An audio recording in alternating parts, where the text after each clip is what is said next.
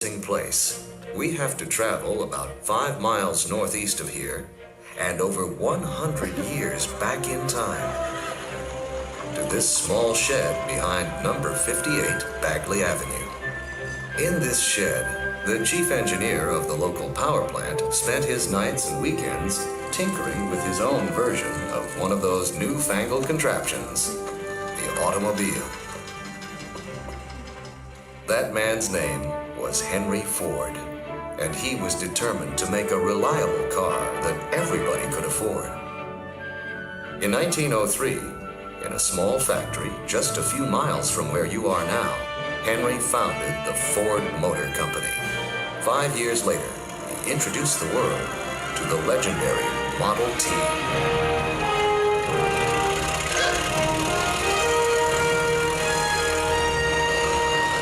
The Tin Lizzie, as it was affectionately known, could handle the rough roads of the day. And unlike many of its competitors, it didn't break down every 2 miles. But as with all car companies back then, it took a crew around 12 hours to assemble each one. If Henry was going to fulfill his dream of making cars affordable to everybody, he'd have to come up with a way of keeping the quality while making more, faster. Henry knew that the meat packers in Cincinnati worked standing in a line, each doing their part of the job.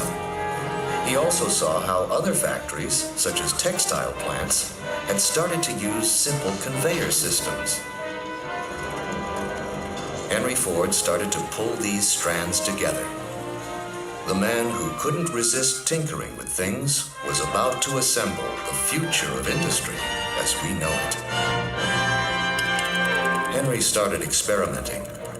Instead of the men moving to the work, what happened if the work moved to the men?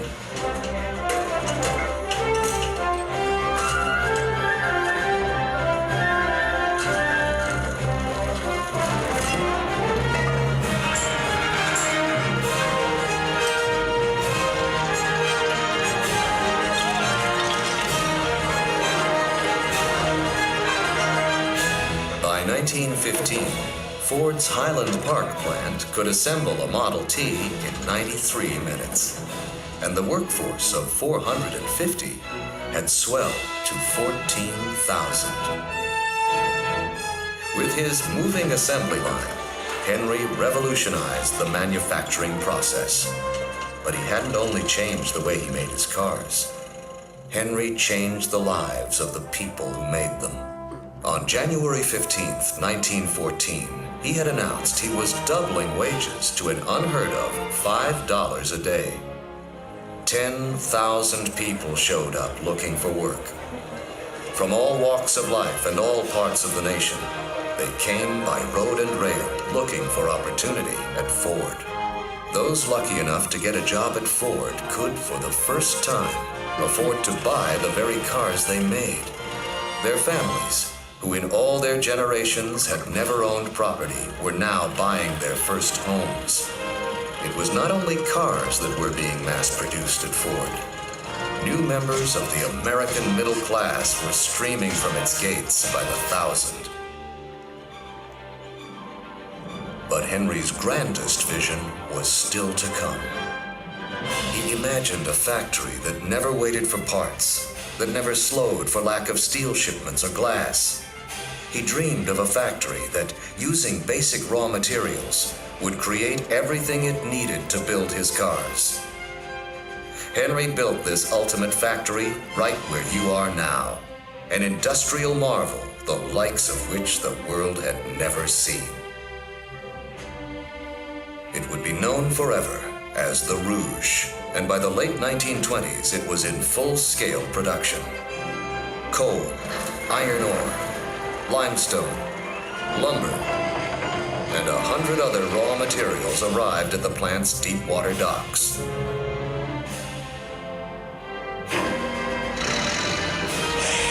"24 hours later, they were engine blocks, wheel rims, and radiator grills. 72 hours later, they were automobiles.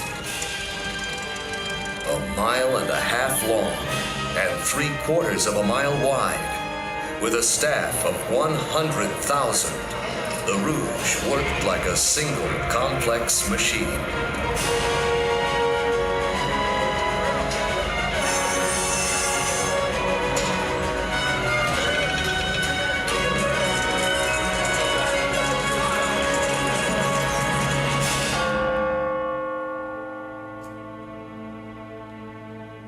In October 1929, the stock market crashed, and America and the world fell into the worst depression ever known.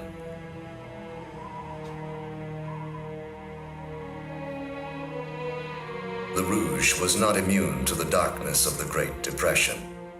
Rouge workers faced wage cuts and layoffs as the world slipped into poverty, and demand for cars slumped.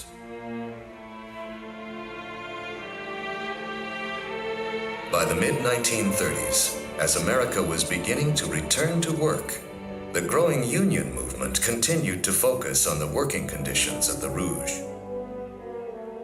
Conditions that could be hard and sometimes dangerous.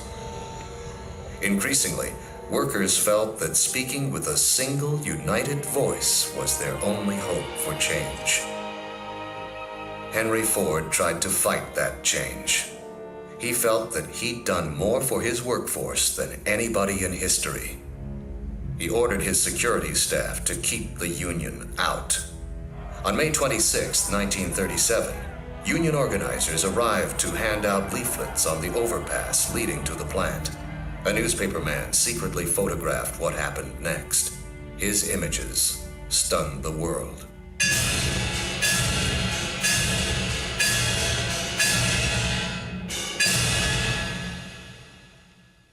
The Union lost the battle, but they won the war. It took 4 more years, but the tide had turned. Henry relented, and the Rouge workers voted overwhelmingly to join the United Auto Workers Union. Although Henry did not like it at the time, this new partnership of labor and management would prove to be one of the company's greatest assets. And it wasn't long before this new strength and flexibility would be put to the test.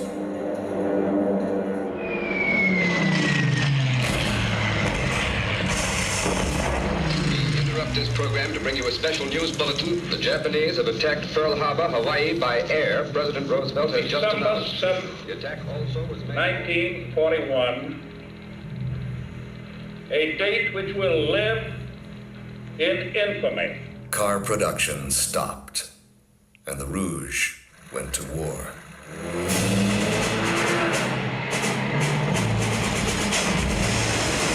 The city that gave us the freedom of the road became the arsenal of democracy. Thousands of men went to join the fight, and their wives, mothers, and daughters filled their jobs on the line. What the Rouge possessed in industrial might was matched by the spirit of its people. The combination proved unstoppable.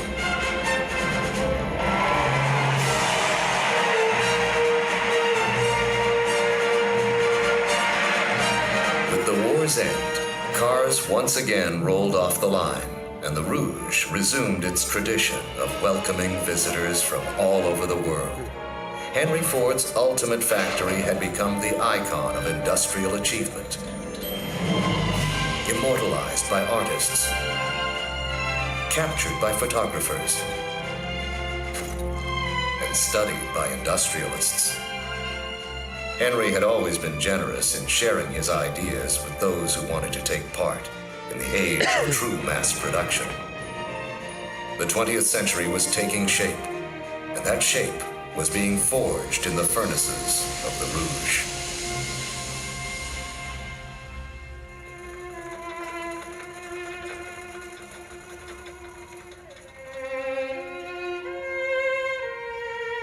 On the night of April 7th, 1947, Henry Ford died.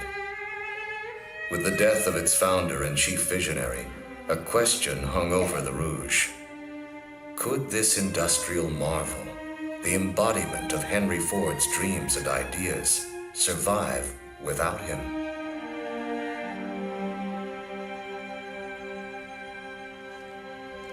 It turns out that Henry Ford's greatest invention wasn't a factory of bricks and steel. His greatest invention was the bedrock Ford philosophy of relentless, perpetual innovation that has driven this company since Henry founded it. That philosophy led to game-changing vehicles like the Thunderbird and the Mustang that became proud symbols of the American spirit. The road hasn't always been easy.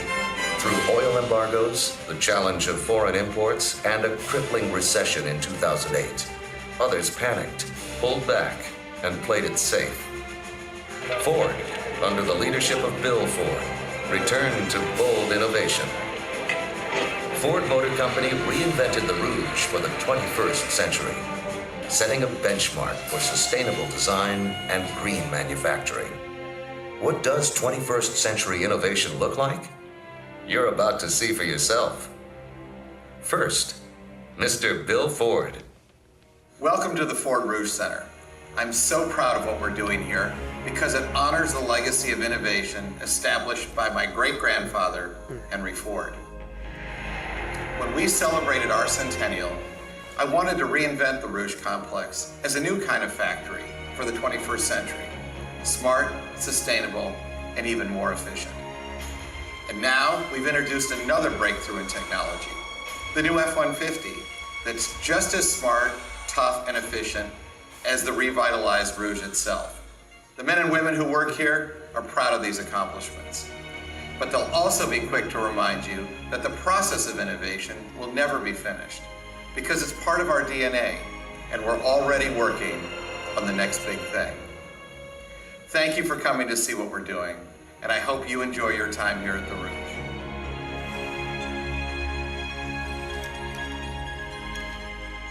You are cleared to enter the